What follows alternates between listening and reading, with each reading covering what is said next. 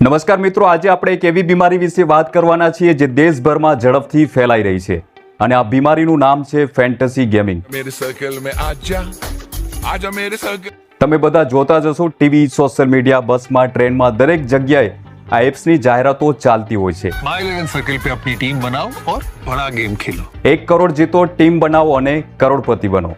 આવા ભોલામણા વાયદાઓ લોકોને આકર્ષી રહ્યા છે. પરંતુ શું આ ખરેખર જીતવાની રમત છે કે પછી આપણે આની જાળમાં બધું જ ગુમાવી રહ્યા છીએ? વિચાર કરો, તમે 50 રૂપિયા લગાવો છો, રાત દિવસ ટીમ બનાવો છો અને બદલામાં શું મળે છે? ખાલી ખિસ્સું, ખરાબ થતું માનસિક સ્વાસ્થ્ય અને એક અનંત હારનો સિલસિલો. આ એપ્સ તમને કરોડપતિ નથી બનાવતી, પરંતુ તમારા સપનાઓની ધજિયા ઉડાવે છે. આજે આ વિડીયોમાં ફેન્ટેસી ગેમનો પર્દાફાશ કરવા જઈ રહ્યા છીએ. કેવી રીતે આ એપ્સ તમારા મગજ સાથે રમે છે અને કેમ સેલિબ્રિટી આ લાલચનો ચહેરો બની રહ્યા છે. અને સૌથી મોટો સવાલ, શું આ ખરેખર રમત છે કે જુગારનું નવું નામ? ચાલો આજે આ રમતનું સત્ય જાણીએ. નમસ્કાર, હું છું દિનેશ ઝાલા અને ચેનલને સબસ્ક્રાઇબ જરૂર કરજો, કારણ કે આવા ટોપિક માટે અમે રિસર્ચ કરીને સાચી માહિતી તમારા સુધી પહોંચાડવાનો પ્રયાસ કરી રહ્યા છીએ. મિત્રો, ફેન્ટસી ગેમ એક ઓનલાઈન પ્લેટફોર્મ છે જ્યાં તમે ક્રિકેટ, ફૂટબોલ જેવી રમતોની વિઝ્યુઅલાઇઝ ટીમ બનાવો છો અને વાસ્તવિક મેચના આધારે પોઈન્ટ મેળવો છો. ડ્રીમ 11, માય સર્કલ, MPL આ બધી એપ આજે લોકપ્રિય છે. આ એપ દાવો કરે છે કે તમે થોડા પૈસા લગાવીને લાખો કરોડો જીતી શકો છો. पैसा ही पैसा होगा. પરંતુ હકીકતમાં એવું હોતું નથી. આ એપમાં તમારે દરેક રમત માટે એન્ટ્રી ફી ચૂકવવી પડે છે, જે 50 થી શરૂઆત થાય છે અને હજારો રૂપિયા સુધી હોય છે. જો તમે જીતો છો તો બધું બરાબર છે, જો હારો છો તો તમારા પૈસા ગયા. આ રમત એટલી બધી ડિઝાઇન કરેલી છે કે લોકો વારંવાર હારે છે, પરંતુ લોકો રમવાનું બંધ નથી કરતા. ફેન્ટેસી ગેમિંગ એક મનોવૈજ્ઞાનિક રમત છે. જ્યારે તમે નાની રકમ જીતો છો ત્યારે તમારા મગજમાં ડોપામાઇન નામનું એક કેમિકલ રિલીઝ થાય છે અને તમને ખુશી અને સફળતાનો અહેસાસ કરાવે છે. આ એપની ડિઝાઇન એવી છે કે તમે રોજ નવી ટીમ બનાવો છો, નવી રમત રમો છો. જ્યારે તમે હારો છો તો તમને લાગે છે કે આ વખતે જીતી જઈશ અને આ રીતે તમે રમતા રહો છો. ઘણા લોકો રોજના 500 થી 1000 રૂપિયા એપમાં ખર્ચે છે અને મહિનાના અંતે ખાતું ખાલી થઈ જાય છે.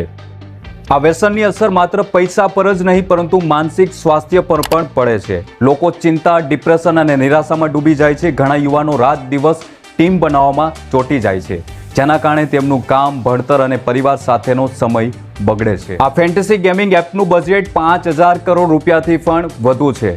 લોકોને આકર્ષવા માટે સેલિબ્રિટીનો ઉપયોગ કરવામાં આવે છે.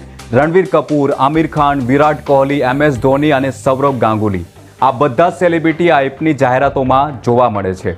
જ્યારે તમારો ફેવરિટ સ્ટાર તમને કહે છે કે ટીમ બનાવો, કરોડો જીતો, તો તમને લાગે છે કે આ તો સાચું છે. My 11 सर्कल पे अपनी टीम बनाओ और बड़ा गेम. પરંતુ મિત્રો, આ સેલિબ્રિટીને લાખો કરોડ રૂપિયા આ જાહેરાતો માટે આપવામાં આવે છે. તેમણે તમારી જીત કે હાર સાથે કોઈ લેવા દેવા નથી. આ વર્ષની IPLમાં ફેન્ટેસી ગેમિંગ એપની આવક 25 થી 30% વધી છે, એટલે કે 500 થી 600 મિલિયન ડોલર સુધી વધી છે. આ બધું જ એટલું મોટું થઈ ગયું છે કે ડ્રીમ 11 જેવી એપ્લિકેશન ટીમ ઇન્ડિયાને સ્પોન્સર કરે છે. ખેલો ઇન્ડિયા, ફિટ ઇન્ડિયા, રાષ્ટ્રીય રમતગમતના દિવસમાં દરેક જગ્યાએ આ એપનું નામ જોવા મળે છે. પરંતુ આની કિંમત કોણ ચૂકવી રહ્યું છે? આપણે. ખાસ કરીને યુવાનો અને બેરોજગાર લોકો, જેઓ ઝડપથી પૈસાના લોભમાં ફસાઈ જાય છે.